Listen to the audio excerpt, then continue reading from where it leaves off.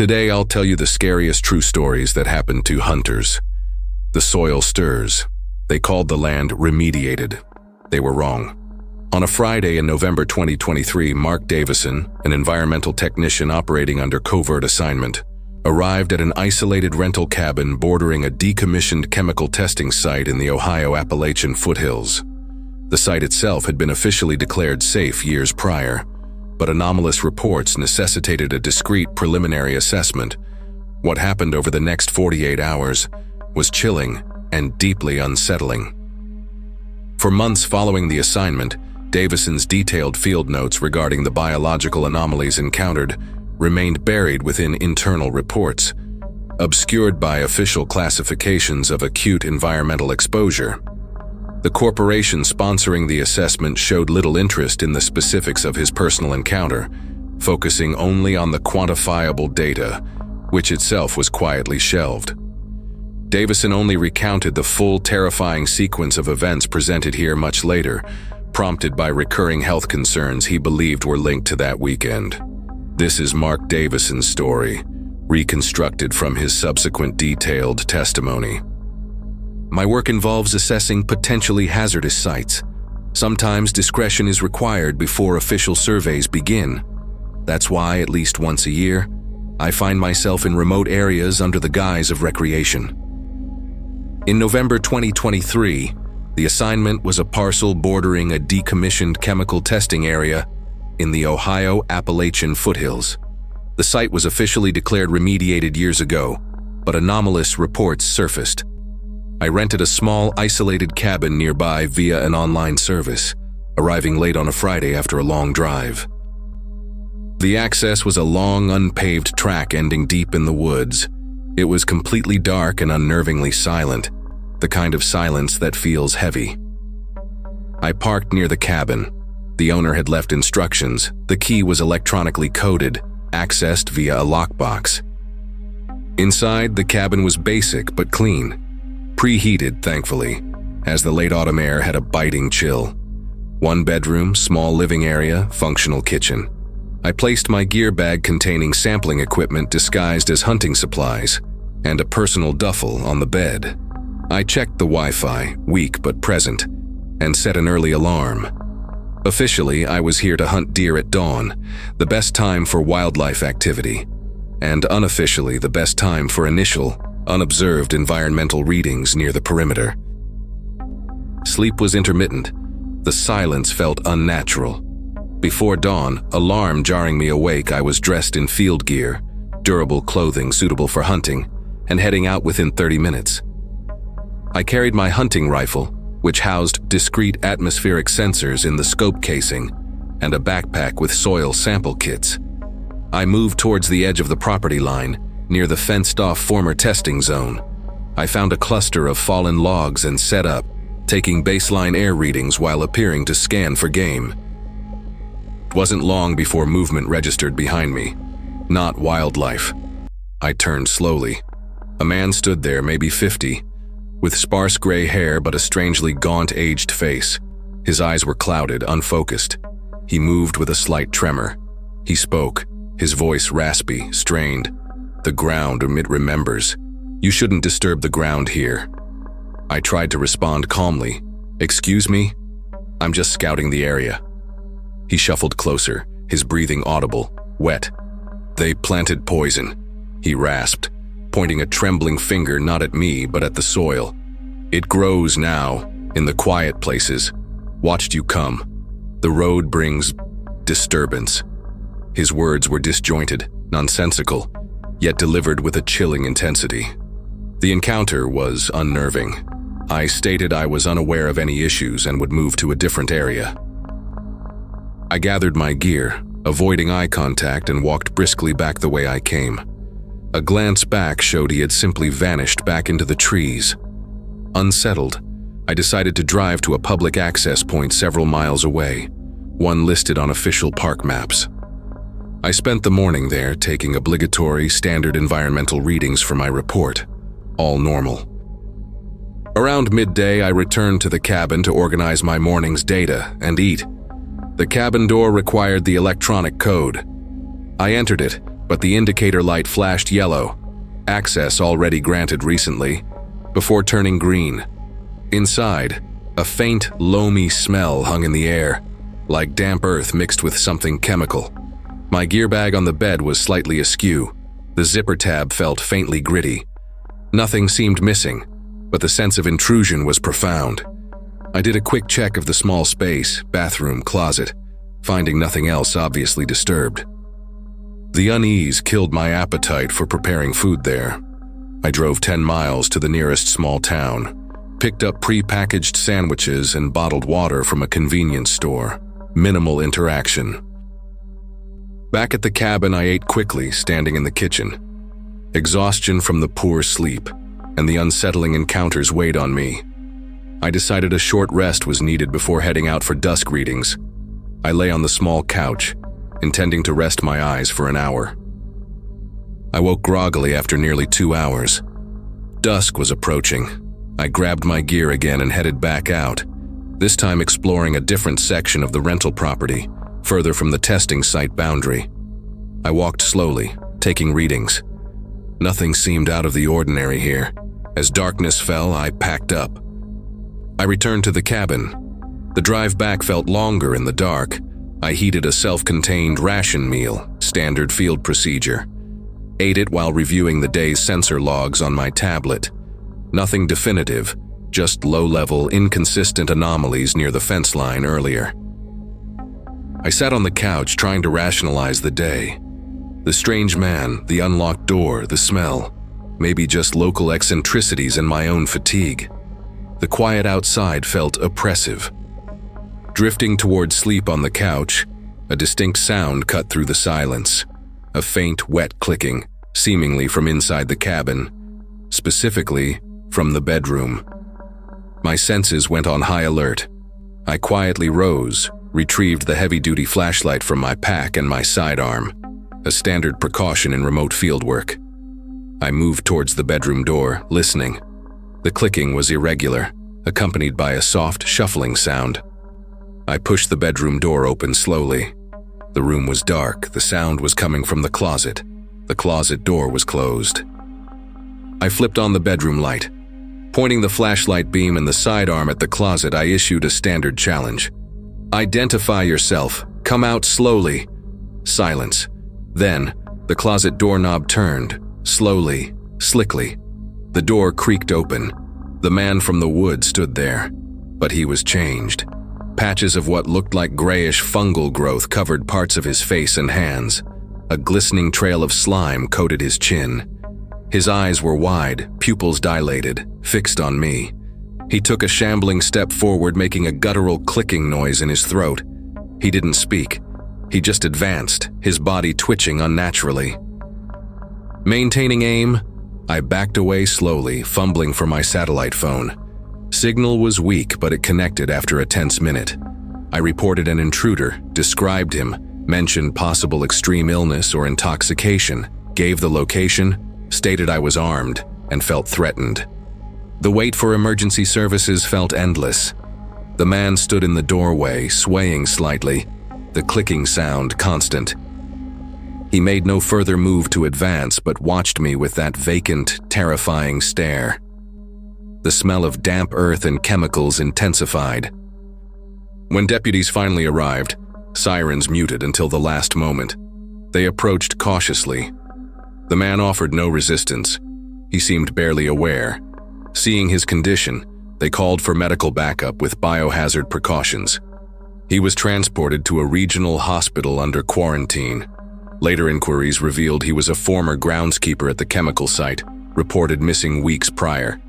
The cabin owner claimed ignorance, concerned only about liability. The official report mentioned acute environmental exposure, details classified.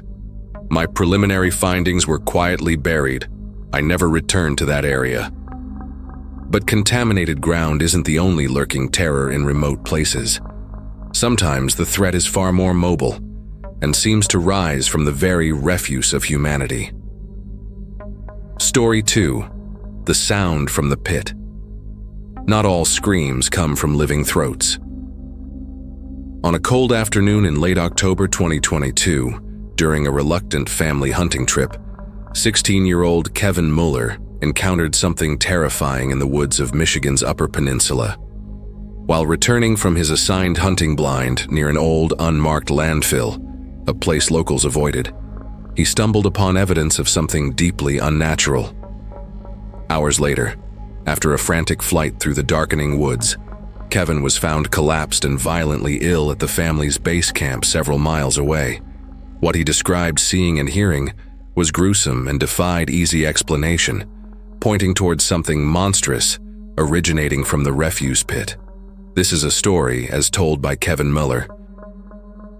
I was 16. Hunting wasn't my thing, but in my family, it was practically mandatory for the guys. My dad and uncle lived for deer season in Michigan's Upper Peninsula. This trip, late October 2022, felt different. They set me up in a pop-up blind near the edge of the property, closer than usual to an old, unmarked landfill locals sometimes whispered about. Builds character, my dad had said. It just felt desolate. They dropped me off via ATV about 200 yards from the designated spot just after lunch. I walked the rest of the way, leaves crunching underfoot. The blind was flimsy, basically a tent with mesh windows, set it up facing a sparse clearing. By late afternoon, around 4 p.m., the temperature dropped fast. Sunlight was already fading. I hadn't seen anything, not even a squirrel. Decided to call it a day earlier than planned. Started zipping up the blind's windows, gathering my snacks and empty water bottle into a small day pack. As I was stuffing trash into the pack, I heard it. A wet, sticky sound, like something heavy being dragged through mud, followed by a soft splorch, just beyond the clearing. I froze, listening. Peered through the mesh. Nothing moved. Figured it was a muskrat or maybe a raccoon near a hidden puddle. Shrugged it off, finished closing the blind. Stepping out, rifle slung over my shoulder, I noticed something odd on the leaf litter. Not footprints. It was a trail, about 2 feet wide, glistening dark and viscous, like oil mixed with sludge. It led from the direction of the landfill towards where I'd heard the noise, then curved away into the thicker woods. The smell hit me then. Acrid, chemical, like rotten garbage left in the sun, but colder. A knot formed in my stomach.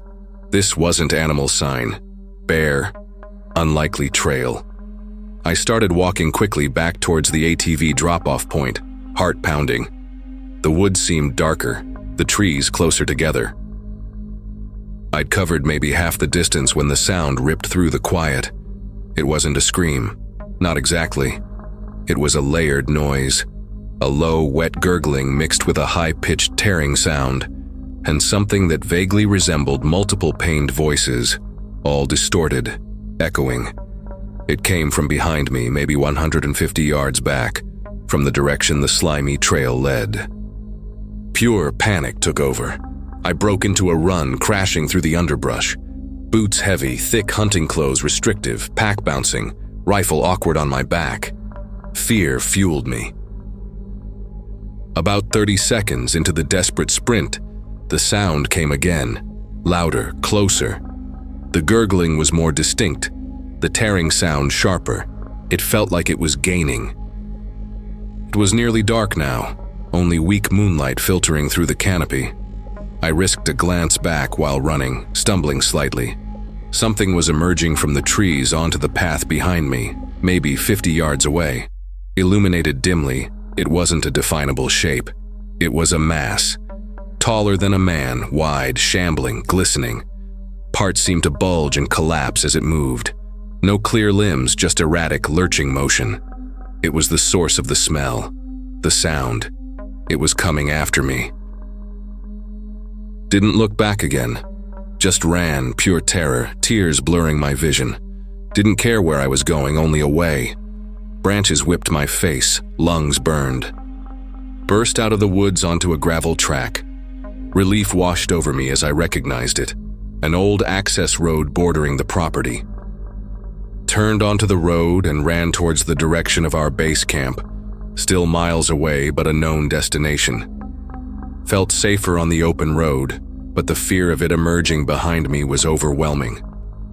As the faint lights of the camp cabin came into view, maybe a quarter-mile ahead, instinct made me glance back one last time.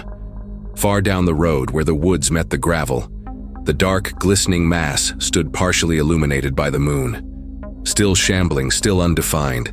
It wasn't pursuing onto the road, just watching. Reaching the cabin steps, adrenaline gave out. My stomach revolted. I doubled over, vomiting violently onto the ground, not just from exertion, but from sheer biological revulsion at what I'd seen and smelled. Kept heaving until there was nothing left. Black spots danced in my vision. Consciousness returned dimly to the sound of an ATV engine. Headlights swept across the yard. My uncle pulled up, saw me collapsed on the steps. He rushed over. Between sobs and gasps, I tried to explain. The slime trail, the layered noise, the shambling, glistening thing. He looked skeptical at first, maybe thought I'd spooked myself seeing a bear in the dark. But seeing the vomit, the genuine terror in my eyes, his expression changed. He helped me inside. My dad arrived later. They searched the area the next morning, found the strange residue trail near my blind, leading towards the landfill. It petered out after 100 yards, no other tracks. They never let me hunt near that area again. I still have nightmares about the sound, the smell, the shape that wasn't a shape. A monster made of waste is one kind of nightmare, but what happens when the threat leaves no physical trace at all, except on technology and inside your mind? Story 3. The signal on the ridge. The static wasn't radio interference. During deer season in November 2021, somewhere on a sprawling semi-arid ranch in West Texas, known for strange geological formations, a 15-year-old tech intern named Leo Vance was field testing experimental thermal imaging gear when he encountered something horrifying. What he experienced over one night and the following dawn defied conventional explanation. When Leo frantically recounted his story via satellite messenger to his father and grandfather hunting nearby, they initially reacted with disbelief, though they too had heard the disturbing electronic sounds. Later analysis of the thermal scope's data logs by Leo's uncle confirmed anomalous energy readings coinciding precisely with Leo's report, but a physical search of the area revealed nothing. Among those few who know the full details, the incident is sometimes referred to as the ridge signal. This is Leo Vance's story with some technical details simplified for clarity. I was 15. My family has ties to a huge semi-arid ranch in West Texas, mostly scrub and rock, known for strange geological formations and some old unsubstantiated stories about people vanishing out there. I wasn't much into hunting, but my dad and grandfather insisted I join them during deer season in November 2021. My estranged uncle, a tech guy, had sent me a prototype thermal imaging scope attachment. Field test it, he'd said. That was my real reason for going. We got to the basic campsite, just a cleared area, a fire pit, and an old equipment shed. Late Friday night. Pitch black, stars incredibly bright. The air was dry and cool. Set up our tent, sat around the fire for maybe an hour. Dad and Grandpa traded hunting stories. I fiddled with the thermal scope, getting it calibrated on my .22 rifle, mostly used for varmint control. Suddenly, a sound cut through the night. Not an animal cry. It was high-pitched, oscillating like electronic feedback mixed with static, building rapidly in intensity, then cutting off sharply. It seemed to come from a ridge overlooking the camp, maybe half a mile away. We all froze. My grandfather muttered, "What in God's name?" My dad grabbed a powerful flashlight. Dad and I took the ATV, drove a loop around the camp's perimeter, scanning the ridgeline with the spotlight. Found nothing. No tracks, no disturbed brush, just rocks and sparse vegetation. The silence felt heavier afterward. Sleep in the tent was uneasy. That sound echoed in my head. Kept the .22 with the thermal scope attached right beside my sleeping bag. Alarm went off hours before dawn. Cold seeped through the tent. Got dressed quickly. Dad was heading to a different spot. Grandpa pointed towards a small, elevated hunting blind overlooking a dry wash about a mile from camp. "Your spot. Sun'll be up soon." He drove me close on the ATV, then left me to walk the last couple hundred yards and climb up myself in the pre-dawn darkness. Standard procedure, but the memory of that sound made the dark feel hostile. Climbed the ladder into the small wooden box. Sat there in the cold dark. Maybe 20 minutes passed, still utterly black outside. Listened intently, only the wind sighing through the scrub. Decided to test the thermal scope. Switched it on. The world transformed into shifting gradients of heat. Scanned the dry wash below, the opposite bank. Expected maybe coyotes, rabbits. Instead, detected something moving slowly along the trail in the wash. It was a heat signature, roughly bipedal, man-sized, but indistinct, shimmering at the edges like heat haze, but concentrated, not solid. It walked with a jerky, uneven gait. As I watched, fascinated and unnerved, the heat signature stopped. Its upper section, the part analogous to a head, swiveled directly towards my blind. There was no way it could have seen me visually. It reacted to being observed through the thermal scope. Then, the sound hit again. The same oscillating electronic feedback screech from the night before, but deafeningly loud, seeming to emanate directly from the heat signature's location. It felt like it vibrated inside my skull. Instinct, or maybe panic, took over. I centered the thermal crosshairs on the brightest part of the heat signature and fired the .22. The small crack of the rifle was nothing against the electronic scream. I emptied the entire 10-round clip into the shimmering form, working the bolt action rapidly. Then, grabbing my grandfather's heavier .243 rifle I'd also brought up, I fired its 4 rounds into the same spot. The electronic scream cut off abruptly after the last shot. Lowering the rifle, heart hammering, I looked back through the thermal scope. The heat signature was gone, not moved away, just dissipated, vanished completely between one moment and the next. The wash below was empty, just cooling rocks and sand in the thermal view. Hands shaking, I used my satellite messenger device, another piece of my uncle's tech, to ping my dad and grandpa. Typed out a frantic message. Saw something. Thermal. Screamed. Shot at it. Gone. Responses came back quickly. They'd heard the sound again, loud and clear, even from their positions miles away. After sunrise, we all converged on the spot, searched the dry wash meticulously, found my spent .22 and .243 casings, found the impact marks of some bullets on the rocks, but absolutely nothing else. No blood, no tracks other than normal animal sign, no disturbed ground where the heat signature had been. It was as if nothing had happened. My uncle later analyzed the scope's data log remotely, confirmed a localized EM burst and rapid thermal dissipation event coinciding with my report, called it an environmental anomaly. I call it terrifying. We still visit the ranch, but I never use thermal imaging there again, and I never go out alone before sunrise. Technology might reveal horrors invisible to the naked eye, but perhaps the most chilling encounters are with those who watch silently, their intentions hidden, their presence a deliberate warning. Story 4. The Watchers in the Barrens. Silence doesn't always mean you're alone.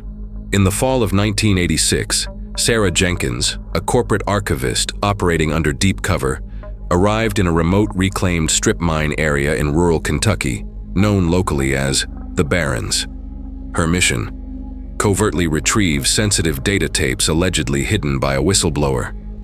What happened over the course of one evening was deeply disturbing and led to the immediate abort of her mission. For years, the details of her encounter with silent, motionless figures and the deliberate sabotage of her vehicle were contained within classified internal corporate reports filed under operational security breach due to local interference.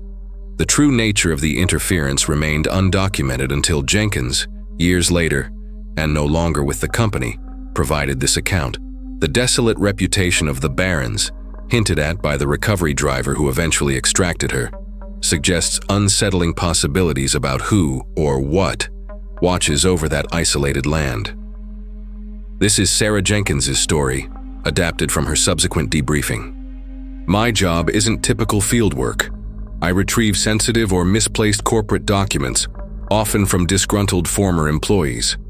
In the fall of 1986, my assignment was unusual. Recover data tapes allegedly hidden by a whistleblower near a remote, reclaimed strip mine area in rural Kentucky, known locally as the Barrens. It was desolate, characterized by sparse, struggling regrowth and an unnerving quiet. My cover was land surveying, possibly hunting, to explain my presence with technical gear. October, late afternoon. Daylight saving time hadn't kicked in, so light lasted until after 7 p.m. I parked my nondescript sedan off a main gravel road, choosing not to drive my assigned all-terrain utility vehicle further in to maintain a low profile. The alleged hiding spot was about 3/4 of a mile in, requiring crossing a shallow creek and navigating faint game trails. I carried a backpack with surveying tools, including electronic signal detectors disguised as game locators, data retrieval equipment, a flashlight, and, for personal safety given the isolation, a holstered sidearm. My clothing was durable, neutral-colored outdoor wear. I didn't use a climbing stand. My task required ground-level searching near specific GPS coordinates, correlated from fragmented messages. I found a slightly elevated mound overlooking the target zone, a cluster of oddly piled rocks near a patch of stunted pines.